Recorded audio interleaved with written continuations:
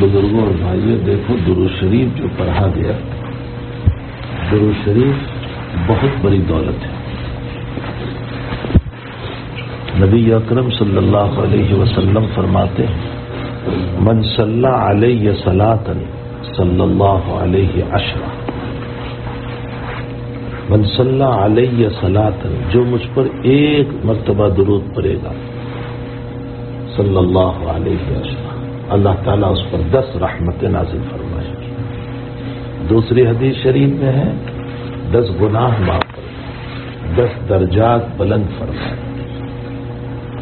اور وہ روایت تو بہت مشہور ہے جو صاحب مشکات نے بھی نقل فرمائی کہ نبی علیہ السلام منبر پر تشریف لے جا رہے تھے اور جبریل امین تشریف لائے اور ایک بد دعا فرمائی، ہلاک ہو جائے وہ انسان جس کو رمضان کا مہینہ ملے اور اس کی مغفرت نہ ہو۔ اب وہ ہم سوچ لیں کہ ہماری مغفرت کا کیا مسئلہ ہوا ہوگا۔ اگر رمضان کے بعد ہم دین پر باقی ہیں تو سمجھ لو کہ انشاءاللہ تعالی مغفرت ہو گئی۔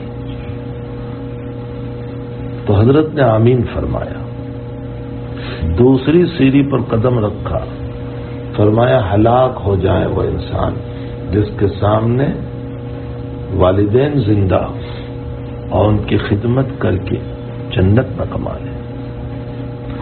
تیسری سیڑھی پر قدم رکھا، فرمایا ہلاک ہو جائے وہ انسان جس کے سامنے آپ کا نام نامی آئے اور آپ پر درود نہ بھیجے۔ حضرت نے فرمایا آمین۔ حضرت شیخ رحمۃ اللہ علیہ نے تو اس پر 2 باتیں لکھی فضائل اعمال میں۔ ایک بات لکھی کہ جبریل کی بد دعا ہی کیا کم ہے، اور پھر نبی کی آمین نے تو اور مضبوط بنا دی۔ 2 باتیں، لیکن ہمارے حضرت شیخ یونس صاحب صلی اللہ علیہ وسلم نے 2 باتیں رحمت اللہ علیہ نے 2 باتیں اور فرمائی۔ فرمایا جبریل کی بد دعا، نبی کی آمین، مسجد نبوی اور اس کے ساتھ ساتھ منبر رسول صلی اللہ علیہ وسلم، تاکید در تاکید در تاکید در تاکید۔ آپ انداز لگائیں کہ یہ کیسی دعا ہے کہ ہلاک ہو جائے وہ انسان جس کے سامنے نبی کا ذکر آئے اور درود شریف نہ پڑھے۔ تو درود شریف کا اہتمام چلتے پھرتے اٹھتے بیٹھتے، علماء نے لکھا ہے کہ رات میں نیند نہ آتی ہو درود شریف پڑھو، نیند آ جائے گی۔ درود شریف میں جمال ہے۔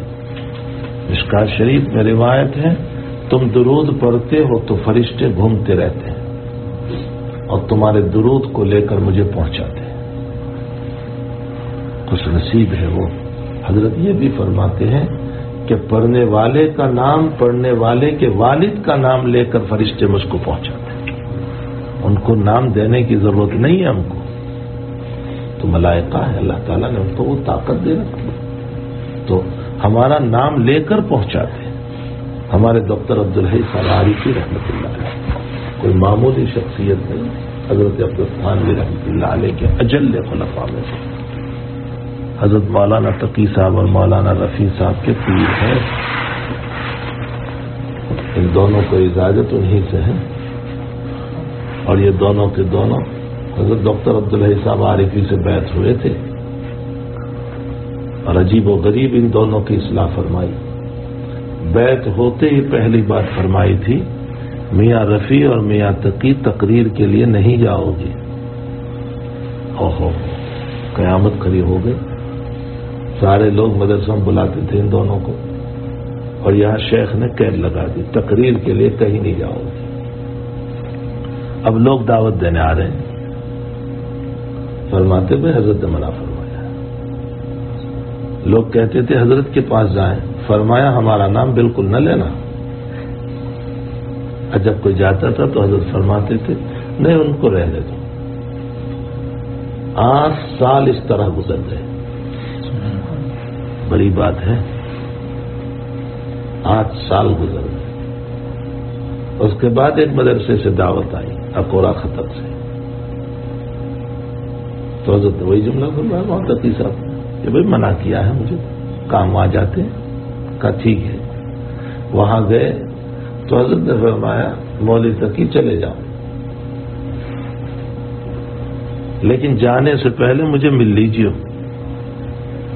تو ملنے گئے تو قریباً 32 خطوط 32 خطوط نکالے حضرت شیخ مولانا زکریا صاحب رحمۃ اللہ علیہ کی، اور ان 32 خطوط میں ایک ہی بات لکھی تھی ڈاکٹر عبداللہ صاحب رحمۃ اللہ علیہ کو کہ یہ دونوں حضرت مفتی شفیع صاحب کے بیٹے آپ سے رجوع کیا ہے، آپ ان کی تربیت ایسی فرمائیں کہ امت کے لیے کام آ جائیں، اور فرمایا پہلی سیڑھی ان کو تقریر بند کرا دیں. یہ حضرت شیخ کا حکم تھا، حضرت مولانا زکریا صاحب رحمۃ اللہ علیہ کا حکم تھا. یہ تربیت کا پہلو ہوتا ہے، اور مرید بھی اسی کو کہتے ہیں کہ شیخ کی مان لیں، پھر اپنی نہ چلائیں، بس مان لیں کہ ٹھیک ہے میری کامیابی اسی میں ہے. تو ڈاکٹر عبداللہ صاحب رحمۃ اللہ علیہ بہت عجیب ہو گئی. ماتقی صاحب فرماتے ہیں کہ حضرت کے وہاں مجلس ہوتی تھی جمعہ کو. اب یہ دونوں بزرگ فرماتے ہیں کہ ہمیں جمعہ کو کچھ نہ کچھ کام رہتے تھے، نہیں جا پاتے تھے. تو ہم نے حضرت سے درخواست کی کہ حضرت کسی اور دن مجلس ہو جائے. فرمایا اچھا تم دونوں کے لیے پیر کے دن مجلس ہوگی عصر کے بعد. تو جب پہلا پیر آیا تو حضرت ماتقی صاحب نے لطافت کے انداز میں فرمایا حضرت آج تو پیر کا دن ہے. یہ زومانہ لفظ ہے، علماء جانتے ہیں، یعنی پیر کا دن بھی ہے اور پیر کا دن بھی ہے. یعنی حضرت آپ نے پیر کا وعدہ کیا ہے تو پیر ہیں آپ ہمارے. فرمایا حضرت آج پیر کا دن ہے. ایک مرتبہ ماتقی صاحب فرماتے ہیں بخاری کے درس میں کہ میں گاڑی لے کر جا رہا تھا اور حضرت ڈاکٹر عبداللہ صاحب کھڑے تھے. تو میں نے گاڑی روکی اور حضرت سے فرمایا کہ حضرت بیٹھ جائیے کہیں جانا ہے. فرمایا فلاں جگہ جانا ہے. فرمایا بیٹھ جائیے چھوڑ دیتا ہوں. کیا فرمایا؟ چھوڑ دیتا ہوں. تو ڈاکٹر عبداللہ صاحب نے فرمایا نہیں وہ رکشا آ رہا ہے میں نے بلایا ہے وہ بھی آ جائے گا اسی میں چلا جاؤں. فرمایا نہیں حضرت بیٹھ جائیے چھوڑ دیتا ہوں. حضرت بیٹھ گئے اور بیٹھنے کے بعد فرمایا بھائی مولی تقی چھوڑ نہ دینا اتار دینا. تربیت ہے. فرمایا چھوڑ دینا بوجھ سمجھتے ہیں آپ. چھوڑ دیتا ہوں اس کا مطلب بوجھ ہے، چھوڑ دو. اور اتار دینا محبت ہے. کیسے انداز میں سمجھایا. فرمایا چھوڑ نہ دینا اتار دینا. بہرحال یہ ذوق ہے، یہ ذوق کی بات ہے بولنے کے اندر بھی. ہمارے علامہ انور شاہ صاحب کشمیری رحمۃ اللہ علیہ فرمایا کرتے تھے کہ وہ بولنے کا ذوق ختم ہو گیا، اور ویسے بھی ذوق شاعر تھا وہ دہلی میں مر گیا. یعنی شاعر بھی مر گیا اور ذوق بھی لوگوں کا مر گیا. اب بولنے کا انداز ہی نہیں ہے، جس طرح چاہتے ہیں بول دیتے ہیں، جیسے چاہتے ہیں بول دیتے ہیں. بڑوں کا ادب کا مسئلہ نہیں، چھوٹوں کے ساتھ محبت کا مسئلہ نہیں، تمیز سے بات نہیں.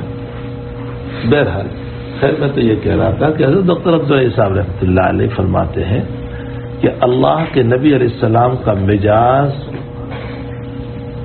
جب کوئی ہدیہ دیتا تھا تو حضرت بھی اس کے بدلے میں ہدیہ دیتے تھے. تحادو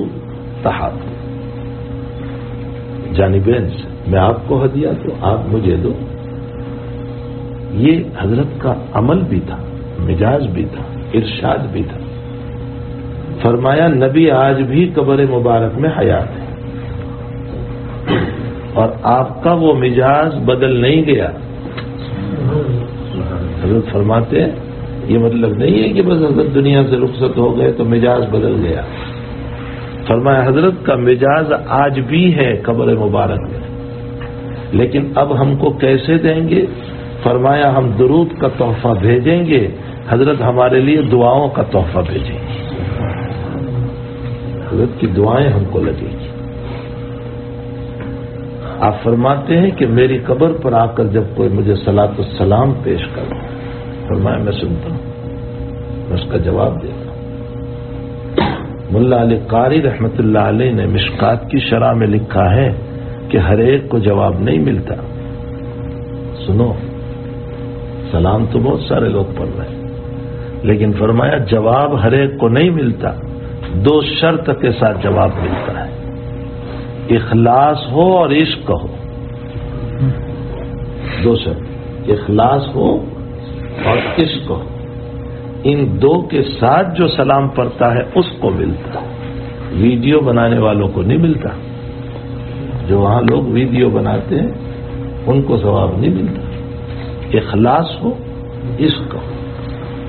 جیسے جب حضرت عمر رضی اللہ تعالیٰ عنہ نے حجر اسود کو خطاب کرتے ہوئے فرمایا انکا حجر، تو پتھر ہے، لا تنفع منک ولا تضر، تو اس سے نفع بھی نہیں نقصان بھی نہیں، اگر میں نے میرے نبی کو بوسہ دیتے ہوئے نہ دیکھا ہوتا ما قبلتک، تو میں بوسہ نہ دیتا، لیکن چونکہ میرے نبی نے تجھے بوسہ دیا اس لیے میں تجھے بوسہ دیتا ہوں۔ تو پیچھے سے ایک صاحب نے کہا کہ امیر المؤمنین ان ھذا الحجر ينفع ويضر، یہ پتھر نفع بھی پہنچاتا ہے نقصان بھی پہنچاتا ہے۔ بالکل حضرت تو کہہ رہے ہیں کوئی نفع نہیں نقصان نہیں، اور پیچھے سے کوئی کہہ رہا ہے نفع بھی ہے نقصان بھی ہے، پیچھے مڑ کر دیکھا تو حضرت علی رضی اللہ عنہ، فرمایا کیسے نفع اور نقصان؟ فرمایا میں نے نبی اکرم صلی اللہ علیہ وسلم سے سنا ہے کہ جو اخلاص سے بوسہ دیتا ہے اس کا نام اندر میں نقش ہو جاتا ہے، اور قیامت کے دن یہ پتھر اسی کی سفارش کرے گا، اور جو ریاکاری کے لیے، شہرت کے لیے، نام و نمود کے لیے، دکھلاوے کے لیے اس کو بوسہ دیتا ہے اس کا نام اندر میں نصب نہیں ہوتا ہے، تو اس سے نفع بھی ہے نقصان بھی ہے، یہ حضرت علی رضی اللہ تعالیٰ عنہ نے سنایا تھا۔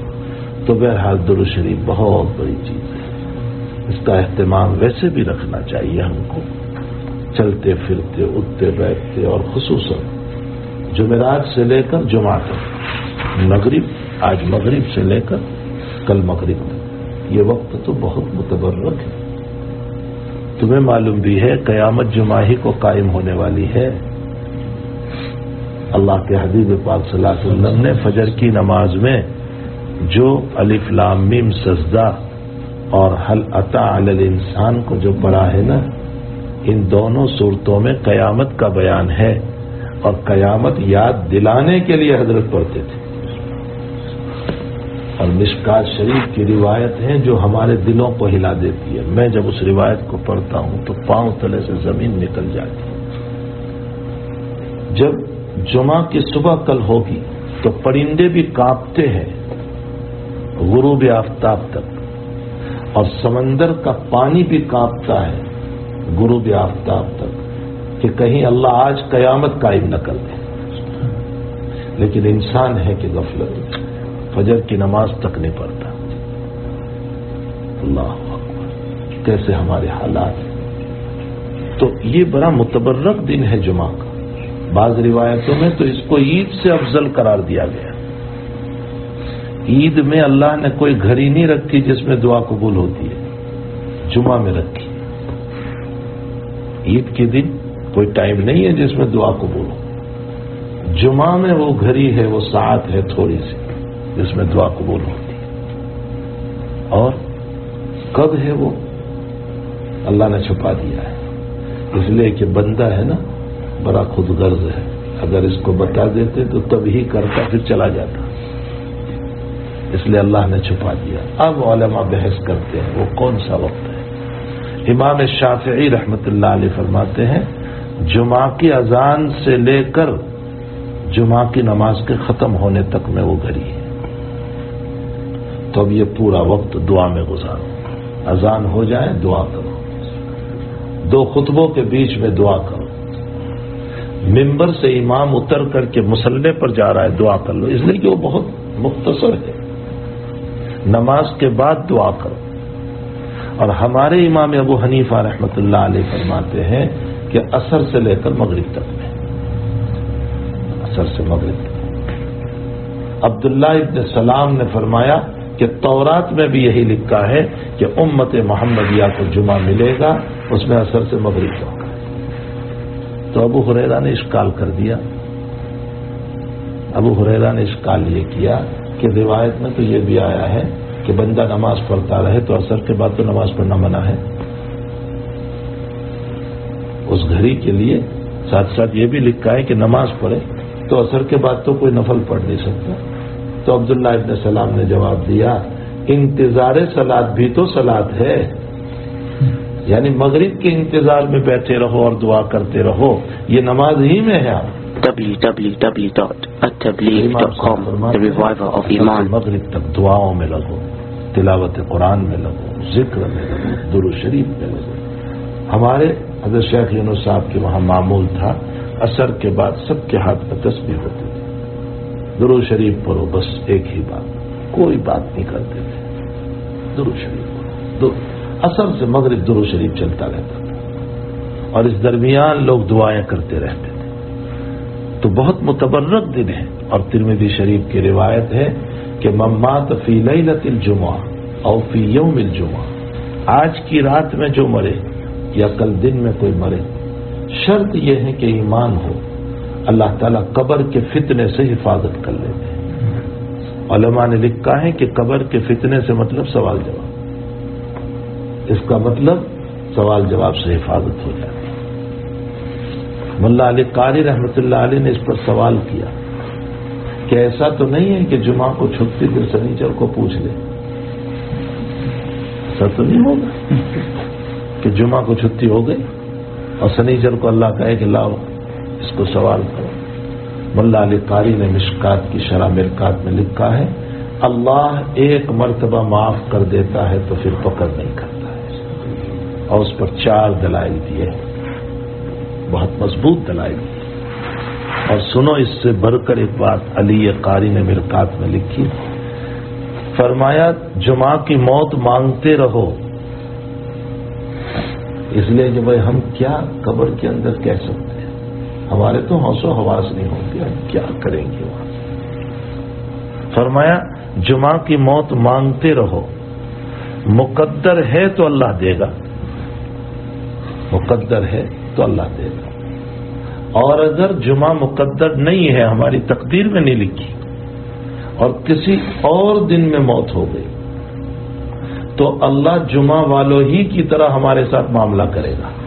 اللہ، یعنی جیسے جمعہ کے دن سوال نہیں ہوتے، اگر کوئی پیر کو مر گیا، منگل کو مر گیا، اس کو بھی یہی معاملہ ہو کہ اللہ سوال نہیں کرے. اور دلیل کیا پیش کی، انا عبد ظنی بھی، میں میرے بندے کے گمان کے مطابق فیصلہ کرتا ہوں. حدیث قدسی، میں میرے بندے کے، تو بندے کا گمان یہ تھا کہ مجھ کو سوال نہ ہو، جمعہ کے دن موت ہو تو اللہ فرماتے جب تیرا گمان ہی یہ تھا تو اور دنوں میں بھی میں تجھے سوال نہیں کروں گا. تو بھائی اللہ تعالیٰ سے مانگتے رہیں. تو یہ بہت متبرک دن ہے، ابھی غروب سے لے کر کل غروب تک بہت ہی مبارک دن ہے. ہمیں چاہیے کہ ہم جمعہ کے دن سورہ کہف کا اہتمام کریں. اللہ فتنوں سے بچاتے ہیں، خصوصاً دجال کا فتنہ. اور جب اتنے بڑے دجال کے فتنے سے حفاظت ہوتی ہے تو یہ چھوٹے چھوٹے فتنے تو بہت معمولی ہے. اللہ ہم کو بطریق اولا بچائے گا. اس لیے سورہ کہف کا ورد رکھا جائے، اس کو جمعہ کے دن پڑھا جائے، اور اس کے ساتھ ساتھ درود شریف کثرت سے پڑھا جائے. حق تعالی جل شانہ ہم تمام کو کثرت سے درود شریف پڑھنے کی توفیق عطا فرمائے. اللہ ہماری اس ٹوٹی پھوٹی مجلس کو قبول فرمائے. اللہ ہمیں ذکر کے حلاوت عطا فرمائے. جب خواجہ عزیز الحسن مجذوب رحمۃ اللہ علیہ، آپ نے نام سنا ہوگا، خواجہ صاحب تو انگریز کی طرف سے جو ہے کلکٹر تھے، نائب کلکٹر، اور انگریز کے کلکٹر یعنی اس زمانے کا میئر ہوتا تھا، وہ میئر کا مقام تھا. حضرت تھانوی رحمۃ اللہ علیہ جب کانپور اترے ہیں نا، خواجہ صاحب وہیں تھے کلکٹر میں. جب حضرت ٹرین سے اترے ہیں، حضرت تھانوی شیخ ہے، حضرت تھانوی جب اترے ہیں تو ہاتھ میں بیگ تھی، تو خواجہ صاحب نے سر پہ اٹھا لی اور لے کر کے چل رہے. حضرت تھانوی نے فرمایا ارے آپ کلکٹر ہیں، لوگ دیکھ رہے ہیں آپ کو، یہ کیا کر رہے ہیں؟ فرمایا دیکھتے رہیں، کیا فرق پڑے مجھ کو، اس لیے کہ یہ تو دنیا ہے، میری تو آخرت آپ ہے، آپ ہی سے میری آخرت بنی. تو خواجہ صاحب کے بہت سارے اشعار ہیں، اس میں ایک شعر ہے، حضرت تھانوی رحمۃ اللہ علیہ کو وہ شعر بہت پسند ہوا. ہر تمنا دل سے رخصت ہو گئی.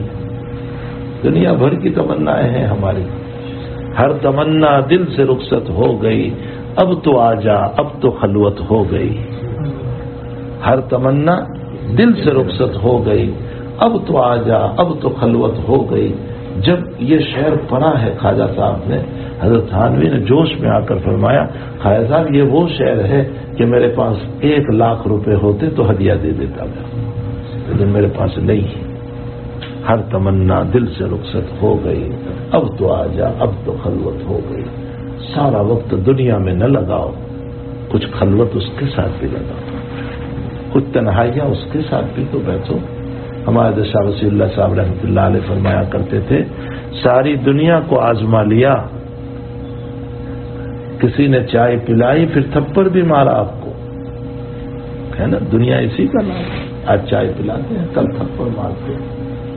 فرمایا ساری دنیا کو آزما لیا، ذرا اسے بھی تو آزماؤ، اللہ کو بھی تو آزماؤ، اس سے بھی تو تعلق رکھو. ذرا خلوت ہو تھوڑی، تنہائیاں بھی تو تھوڑی اپنی رکھو. ہر وقت کیا دوستی ہے، دنیا ہے، اسی کے تذکرے ہیں، ہر وقت اسی میں لگے پڑے. ارے کچھ تو اس کے ساتھ ہو جس نے یہ جسم دیا، وجود دیا، حیات دی، ہمیں چھوٹے سے بڑا کیا، آنکھیں دی، دماغ دیا، دل دیا، ہاتھ دیے، پاؤں دیے. اگر وہ مجھے نہ دیتا، وہ مجھے پاگل بنا دیتا، مجھے مجنون بنا دیتا، میرے وال میں سوراخ کر دیتا، میرے ہارٹ میں سوراخ کر دیتا، میرا لیور فیل کر دیتا، میرے گردے اور کڈنی کو فیل کر دیتا، میں دنیا میں جی نہیں سکتا. اس نے کیسا ہمیں جسم عطا فرمایا، کیوں ہم اس کے شکر گزار بن کر تھوڑی دیر خلوت میں اس کو یاد نہ کریں. اس لیے محبت کے ساتھ اس کا ذکر ہونا چاہیے. ہمارے شاہ فضل حق گنج مراد آبادی رحمۃ اللہ علیہ حضرت تھانوی کو ایک مرتبہ فرمانے لگے، مولوی اشرف علی، جب میں اللہ بولتا ہوں تو ایسا لگتا ہے کہ میرے منہ پر کسی نے گنے کا رس ڈال دیا، یعنی اتنی مٹھاس آتی ہے گنے کا رس. اور فرمایا جب میں سجدے میں جاتا ہوں تو ایسا لگتا ہے میرا رب مجھ سے محبت کر رہا ہے. یہ عشق کی بات ہے. یہ علماء کرام مفتیان اعظام جانتے ہیں کہ قبر میں جو سوالات ہونے والے ہیں نا، اس میں ایک سوال حضور پاک صلی اللہ علیہ وسلم سے متعلق ہے.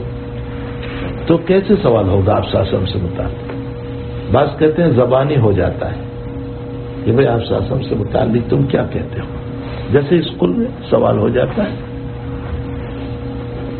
اور بعض علماء فرماتے ہیں کہ مرنے والے کی قبر سے نبی کریم صلی اللہ علیہ وسلم کی قبر تک زمین کھل جاتی ہے، عالم برزخ ہے، وہ پردے ہٹ جاتے ہیں اور حضرت نظر آئیں گی.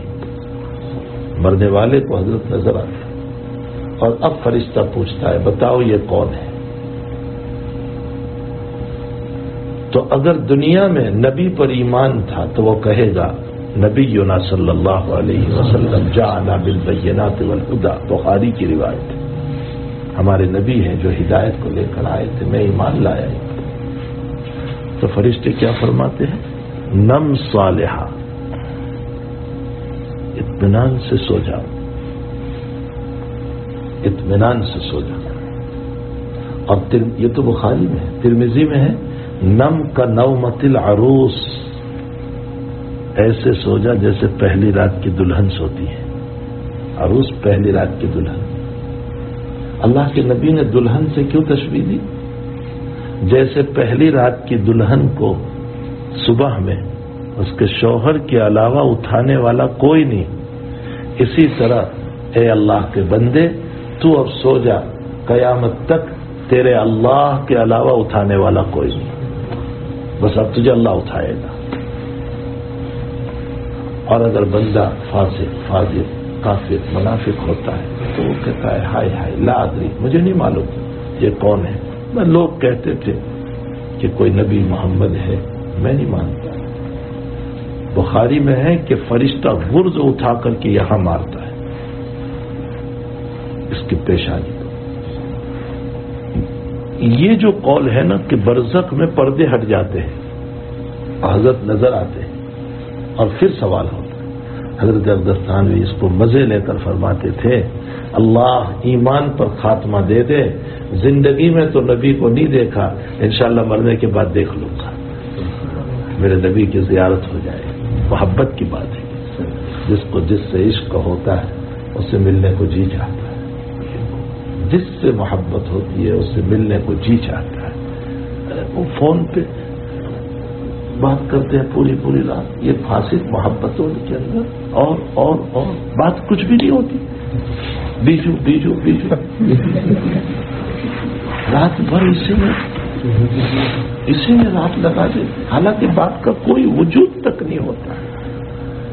کیوں اتنی لمبی بات؟ بس مزہ آ رہا ہے، مزہ آ رہا ہے۔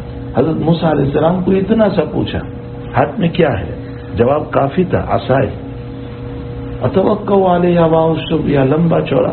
حضرت موسیٰ نے فرمایا اللہ سے بات کرنے کا مزہ آ رہا تھا۔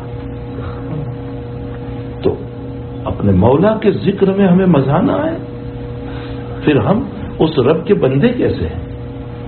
اپنے نبی کے درود میں ہم کو مزہ نہ آئے، پھر ہم اس نبی کے امتی کیسے؟ اللہ تعالی ہم تمام کو اپنے اللہ کے ذکر کا مزہ نصیب فرمائے، اور اس کے ساتھ ساتھ حضور پاک صلی اللہ علیہ وسلم اور کثرت سے درود شریف کا شغف اور شوق عطا فرمائے۔ اللہ ہماری مغفرت بھی فرمائے۔ صلی اللہ علیہ نبی کریم، سبحان اللہ وبحمدہ، سبحان اللہ وبحمدہ، اشہد ان لا الہ الا انت، استغفرک و اتوب الیک۔ www.attableek.com, the reviver of Iman.